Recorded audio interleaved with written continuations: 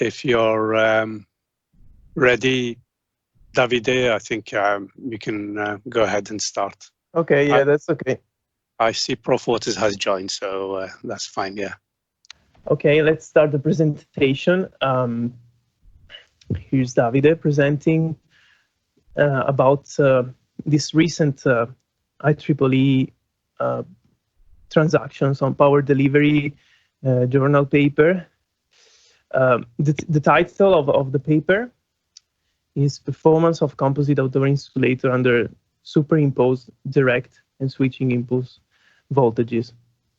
As you can see in the picture, we have a composite insulator with a mix of silicone rubber and EPDM,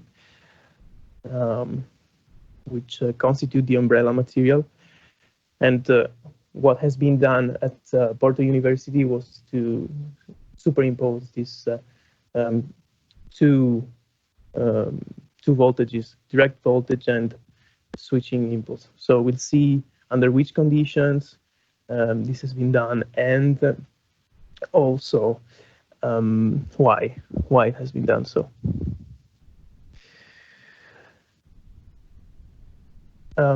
First, the pole to ground fault in a bipolar HVDC scheme will be explained, and also the voltage disturbance on the LT pole will be shown.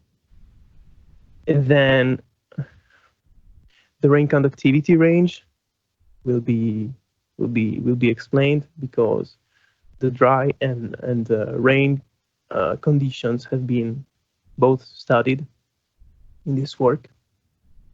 And the test circuit, which has been used in this case, and the other studies that have been reviewed before drawing the circuit and deciding which one to go for. Then the EMTP ATP transient results will be shown, and also a discussion on the different settings will be told, explained. The Comsol geometry and results, and of course the test results of this up and down method, which is responsible of giving us this flashover voltage with a 50% probability, and the influence of direct voltage on this superimposition. Then a comparison with other studies will be also shown from other. These are from other authors. Yeah, and also the time to flashover for fault simulation, and the conclusions and future work. So first of all, let's have a look at an HVDC bipolar scheme. On the left, on the outer part of the figure, there is the AC circuit, which is, let's say, on one side rectified, on the other side inverted back to AC by the converters on the sides, which can have different topologies and different devices. So in the case of a bipolar scheme, we have positive and a negative polarity, and we have a ground which is located at the station location, or else a metallic conductor can be used as a neutral. When a pole to ground fault occurs, then of course that pole voltage will go to 0 or close to 0, whereas the other pole, the unfaulted or healthy pole experiences a disturbance which is similar to a switching impulse as shown here in the image. It's not exactly a switching impulse because that depends on the line impedance, the region where the fault happened, and where exactly we are observing on the line this traveling wave. As it can be observed, this kind of disturbance has the time range of a switching impulse, which has time to peak of 150 microseconds and a time to half of 10 times that, 2500 microseconds. Yeah. In terms of rain conductivity range, it has been useful to look at this map by this paper by Rode, Tentener, and Schultz. It highlights the acidity, the pH of the rain all over the world, and it's interesting and also kind of predictable to observe that the industrialized areas, such as North America, Europe, Eastern China, and Japan, all have acid rain, acid precipitation, which means conductive precipitation. In particular, for Japan, this study from Fujimura and others shows the frequency of the precipitation with respect to the resistivity of rainwater. Then, of course, the interesting range of conductivity will be the high conductivity, so the low resistivity. So on the bottom right, you can see the table of the paper that we have published. The range of resistivity or conductivity, if you wish, that we have chosen was the most critical one, which happens as it can be shown, as it has been shown by this Japanese study. With regards to the test circuit, in the upper part of the slide, you can see references 8 and 9, and the bottom one, the one that has been used in our investigation. And they all have parts in common. In green, you can see the DC supply side.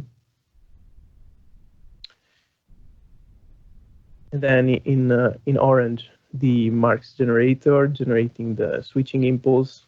And for other studies, the lightning impulse has been used, but it's not of interest in this particular study. And we have a gap, which is separating the two sides of the circuit. On one side, we have the insulator and the DC supply. On the other side, the switching impulse. Of course, then in red, the insulator. So all these parts constitute the test circuit. And an EMTP ATP study has been carried out to observe what is the transient during this superimposition. So first of all, the way that was possible to observe the voltage was through a divider which is not able to record direct voltage because it's not a resistive divider, it is a capacitive divider. So it will be very good to detect transients. And it's possible to see on the right-hand side that the recording starts at zero volts, and then the switching impulse is triggered, and it lays out in time with that 250 microsecond, 2,500 microseconds, as I was saying previously. On the left, this EMTP ATP simulation shows us what's happening when the sphere gap breaks down.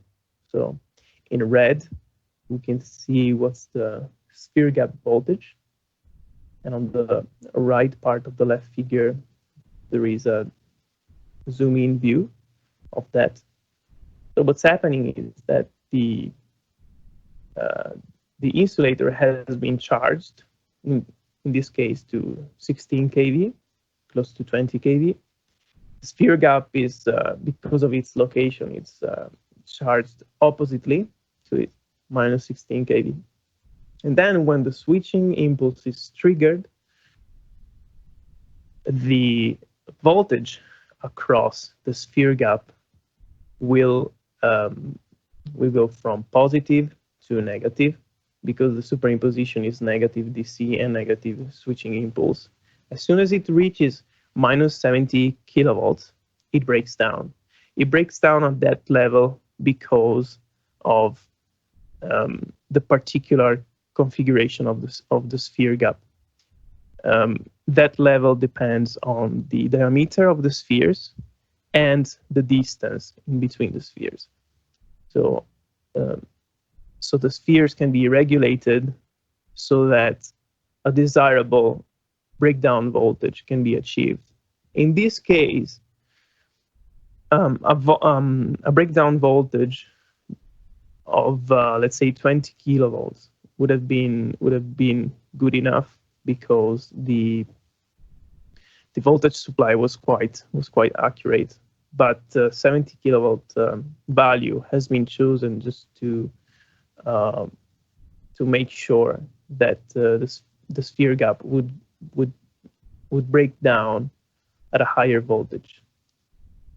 So the bigger this difference is in between the 70 and 16 kilovolts, the larger the transient, the high derivative in time of voltage on the insulator. So as you can see in green, as soon as the sphere gap breaks down, the red wave shape goes to zero, and the voltage across the insulator goes straight up to the switching impulse level. So we have a very high voltage derivative in time, which means a relatively high, not so high, relatively high capacitive current on the insulator, which can result in puncture. So this had to be acknowledged, and it has been justified. With regards to the time step of the simulation, 1 microsecond has been chosen. A smaller one could have been good as well to really see the transient of the sphere gap breakdown, but that was not really the point. The point was more to show the longer time range of the switching impulse. Yeah. With regards to the geometry, two configurations have been used, a horizontal and a vertical configuration. And this has been done because horizontal orientation can have an application in operation. Can have an application. A thing that I want to point out is that often the insulators we work with don't have spreadsheets. Spreadsheets could be lost, and so a drawing needs to be done. What I do to minimize the error in drawing the insulator is to take a large dimension, in this case the arcing distance of the insulator, which is 350 millimeters, and which I can easily measure in real life, let's say. And then I can take a picture of the insulator, and of course, it will have to be taken with some sort of care.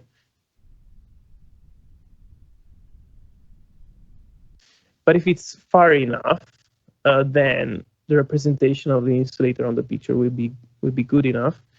And what can be done is that all the measurements can be referred to the arcing distance. And so a proportion in between the value in pixel can be related to the actual measurement, and this can be reported to all the other measurements. And that's how I can draw fairly in a good way.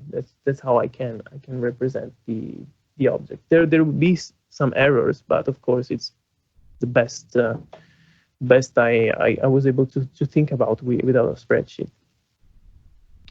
An option which can be quite useful in Comsol is the fillet function, which makes sure that along our edges the profile is smooth, which is what we have in reality. And another thing that is extremely important is to make sure that the electrode geometry is very well represented, because that will affect the electric field magnitude, or if you wish, the equipotential shape in space. So that is quite important. What can be done in Comsol, and it has been done in this study, is to calculate the capacitance of the insulator with a global probe, so that the insulator could be modeled and represented in the EMTP ATP simulation. With regards to the equipotential lines results, I have chosen to show the following section views, because they are the ones which highlight the highest electric field, or in other words, the highest concentration of equipotential in space, which shows the most critical locations where we can have the initial stages of the breakdown. So for the vertical case on the left, we can see that on the vicinity of the ground electrode, the equipotential lines are squeezed more than on the right, where we have another section view of the other configuration, the horizontal configuration. So in that case, the equipotential lines will be, let's say, more fat around the ground electrode. So that tells us already that the electric field distribution will be different, and close to the ground electrode, the horizontal configuration will perform better. But we can actually see that when we plot the electric field magnitude along the creepage of the insulator. And of course, the value that we can read on the ground electrode on the left is very spiky, is very high. So that could mean that value is not extremely accurate. But the important factor here is to have a same mesh resolution in between the two models. So if it is made sure that the elements of the mesh are the same in dimension, then a fair comparison can be done. And so it's possible to see that the vertical insulator close to the ground has a higher electric field.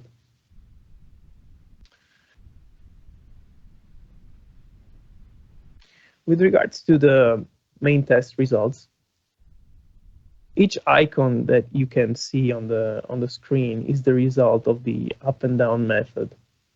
So an initial impulse voltage is chosen, and then if that results in a flashover, the subsequent voltage level will be a few percentage points lower, in this case 2% lower. If there's a withstand, it will be 2% higher. And this procedure will go on iteratively for at least 20 times, so that an accurate flashover voltage can be determined.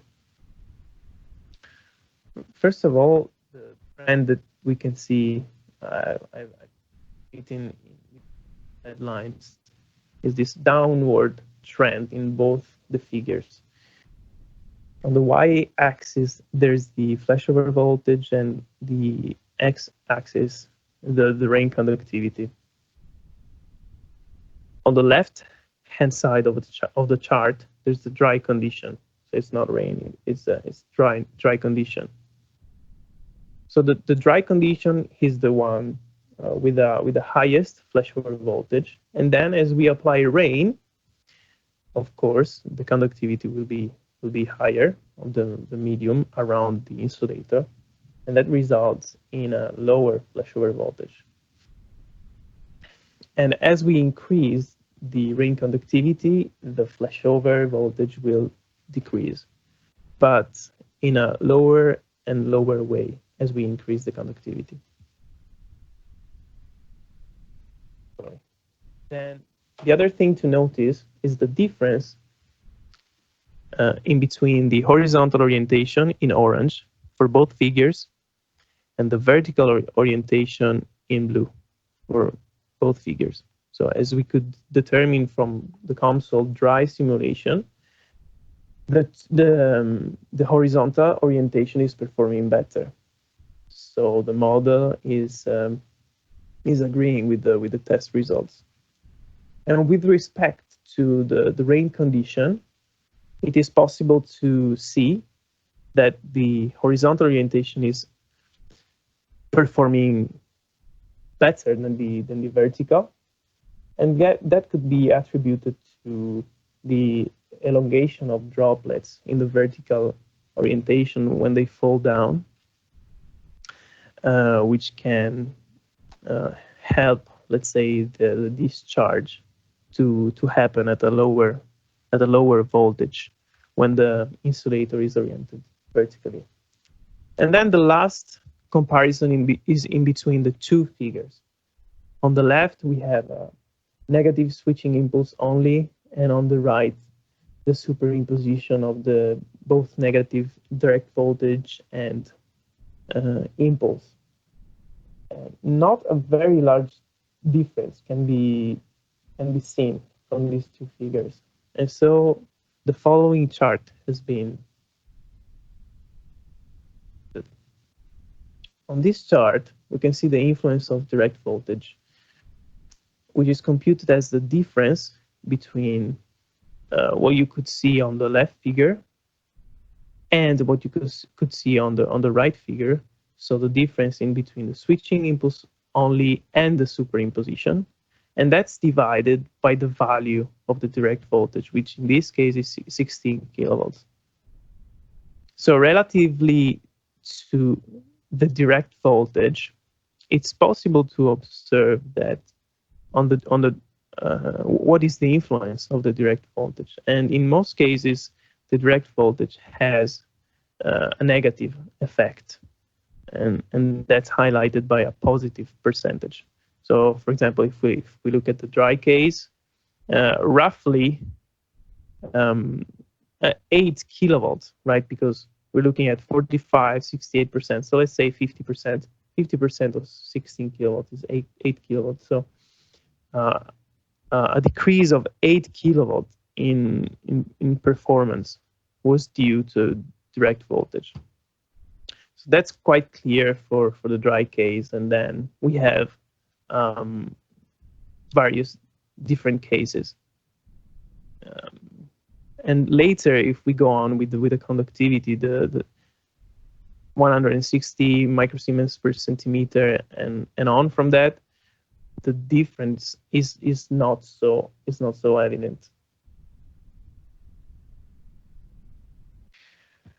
With regards to a comparison with other studies, Cortina at Altres and others have studied the dry and the rain conditions, and they have done a whole range of tests for positive and negative, both switching impulse and direct voltage.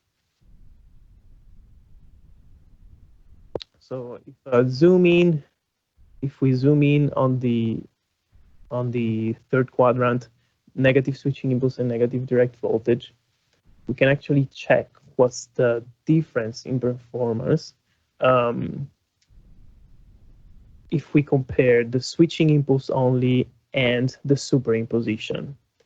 And it's possible to see that it's not a very large difference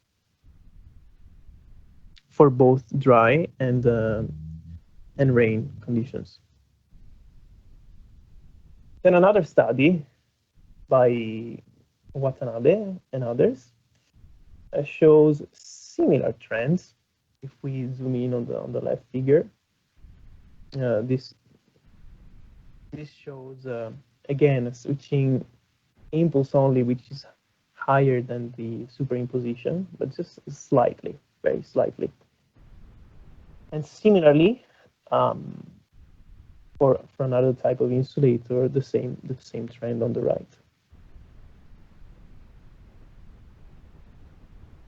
An additional information that has been published, which is the time to flashover for both the negative switching impulse only and the superimposition. And as it can be seen on the bottom of both figures, the average time to flashover per each case is larger than 250 microseconds. It starts on the left figure from 284.5, and on the right figure it starts from 291.4, which means that the instant of breakdown, or I should better say of flashover, is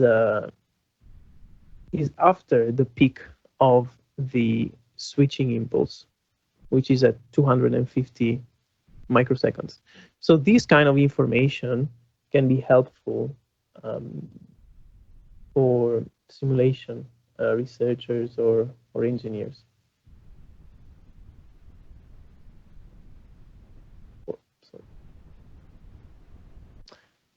So with regards to the conclusions, yeah, a test method is provided, because this kind of test is not standardized test. In most cases, the superimposition is more severe than the switching impulse only. However, under the study condition, it seems not likely to occur in operation. Because in operation, we have a disturbance which is more or less, it could be up to 2 times the actual direct voltage. Whereas in this case, we were reaching much higher ratios. So it seems like from at least under these conditions and for this type of insulator, it could be sufficient to study the performance of the insulator under direct voltage only and switching impulse only. And with regards to the conductivity range, it seems sufficient to study up to 150 microsiemens to centimeter. So even if the rain conductivity is higher because of high acidity due to industrialized areas, it may not be worth it to study to very high conductivities, because the results saturate after this value, 150 microsiemens per centimeter. With regards to future work, there's a need to study under pollution, which would be interesting. And it's very important to apply or simulate in the lab the same electrodes, or as similar as possible as in the field. Thank you very much. Any questions? Thank you, Davide. That was extensive and clear. Thank you. Thank you. I'm sure you'll have plenty of questions.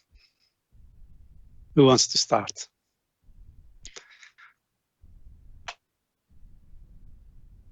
I'll start if no one else has got any yet. Go on, Stan. On slide 14, Davide. Yeah. I'm curious as to whether you have any sort of insight as to why the omega-2 or sigma-2, sorry, time to flashover, why it goes sigma-2, sigma-3, then dry, then sigma-4, in terms of, for example, the horizontal arrangement. Yeah, it makes sense. The reason why I didn't go in detail is that I spent a lot of time in observing these results, at least with regards to the time to flashover. Mm-hmm. And I could not identify any clear pattern with regards to conductivity or orientation. I had actually plotted these results in also a different way, and I could not observe some clear trends. For example, let's say with respect to the conductivity, we can see that the average time to flashover has a XYZ trend. Okay. Or so on. So, but still, I think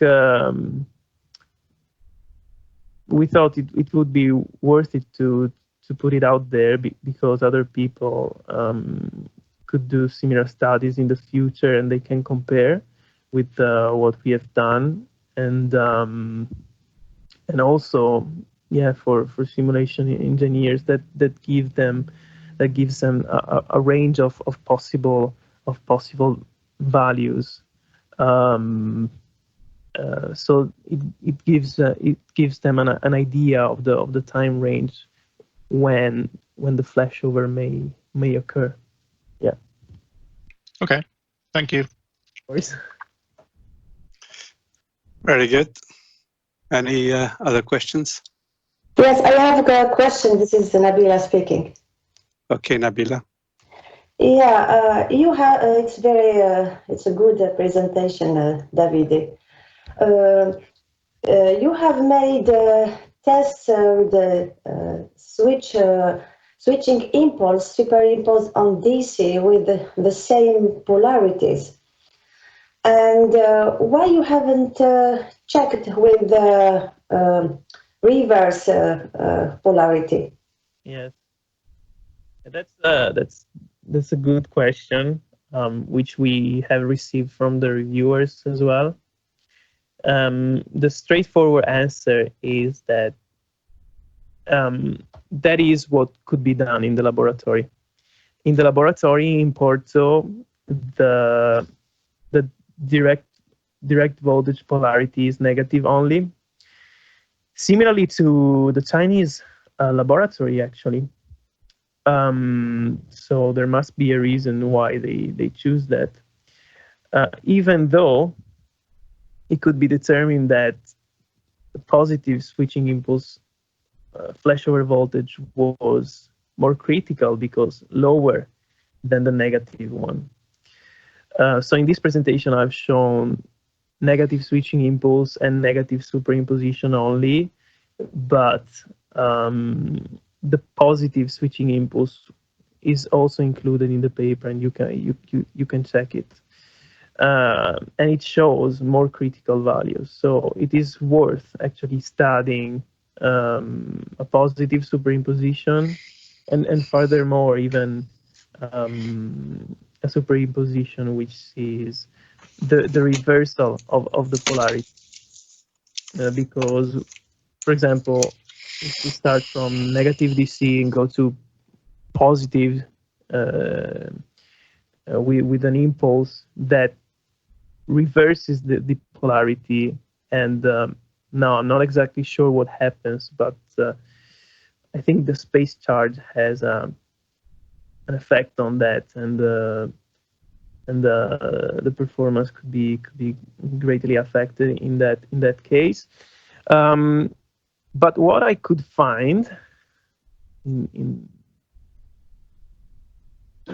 our system research here on these three figures was this kind of disturbance, which highlights the same polarity for DC and an impulse, or at least not a reversal in the polarity. Because, for example, in the figure in the center of the screen, the upper part in the center, you can check that the terminal voltage actually drops. It drops, but it doesn't go negative. So that's another possibility. But as far as we could do, the negative DC was the only one available in the lab. Okay, thank you very much. Okay, thank you. Any more? I can join with a very simple question. It's more a curiosity about the conductivity of the rain. It shows the graph that over a certain value, the impact is like flat. Yeah.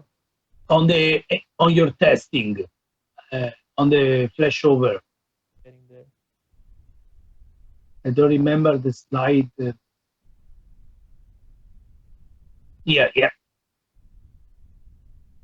So, seems that, like you mentioned in the conclusion, up to under 50, there is a significant difference. After that, practically is flat.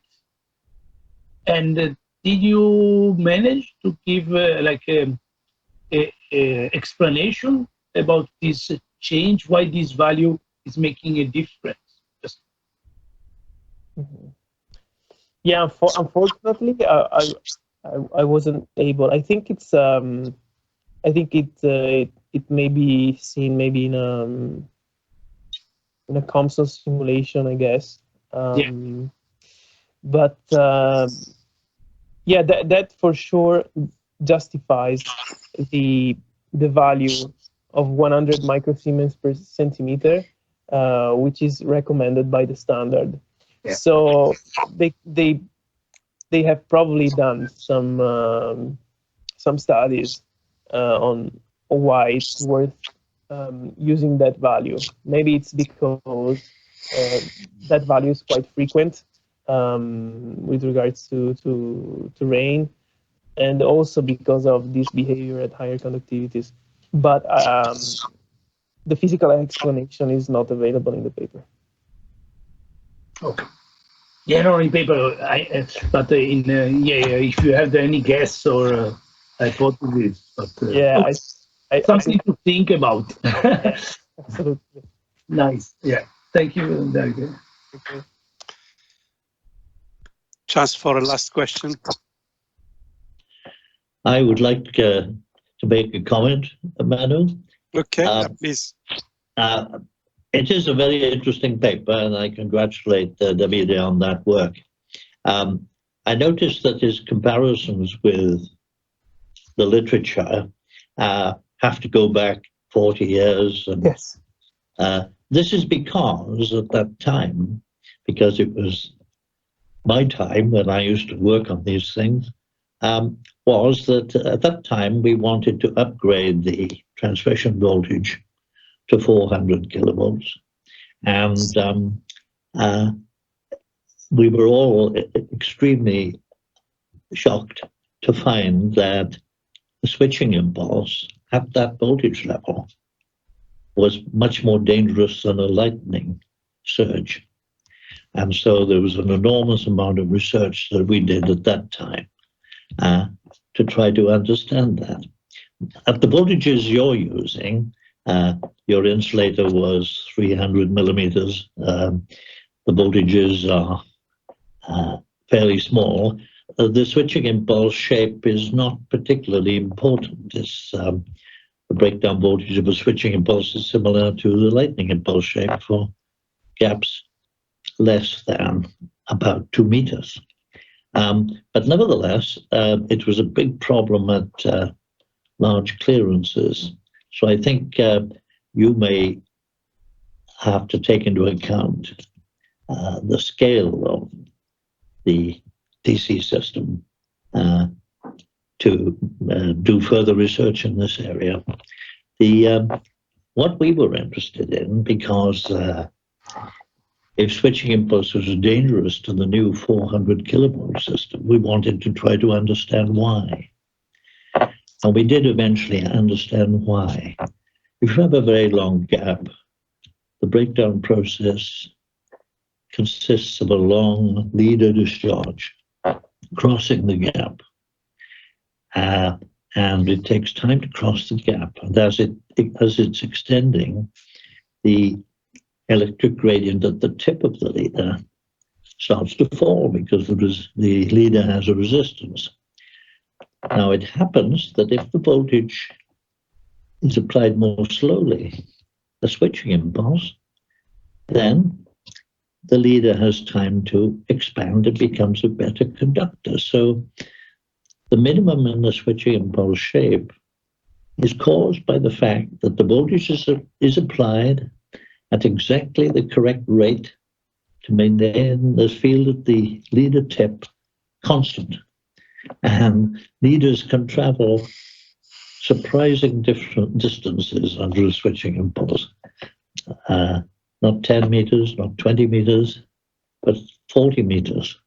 Extraordinary. And the switching impulse shape is very, very dangerous.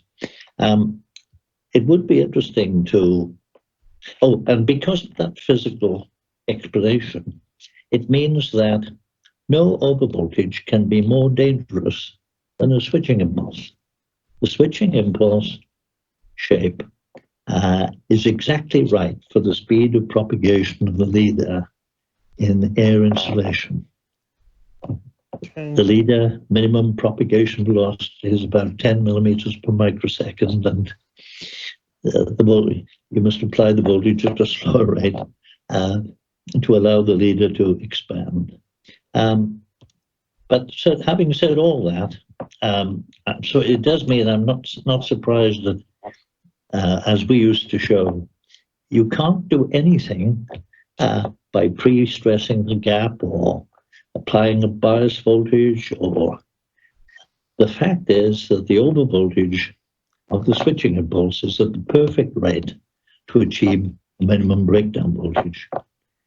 But the DC plus switching impulse is an interesting combination, and I hope that the work that Davide has explained can be at some point, I think it will have to be extended to much larger gaps. If we're interested in HVDC, you cannot scale from 1/3 of a meter up to 10 meters. The gaps behave, the leader discharge behaves in a different way. Mm. Thank you so much. Thank you so much, Professor. Because actually, I never understood. Like, honestly, I never understood why the switching impulse was so important. Even in the past, the previous paper, I've worked on this conversion of lines, then the switching impulse is a very important factor to determine the clearances. And I was wondering, why is it not the lightning impulse? Yeah. And so it has to do with the rate of change of the voltage with the switching impulse that allows the leader to expand and make it like a good conductor. Okay. That's exactly correct. It's the physics of the breakdown process. Okay, very, very helpful. Thank you so much. There's a good chapter in Gary's book, which is in French, if you can read French. Yeah. Which is worth reading if you're interested in that. Okay, thank you so much. And I have a copy at my office. Okay. Any other comment or question before we close this session? Okay. I'd like to thank you, Davide, and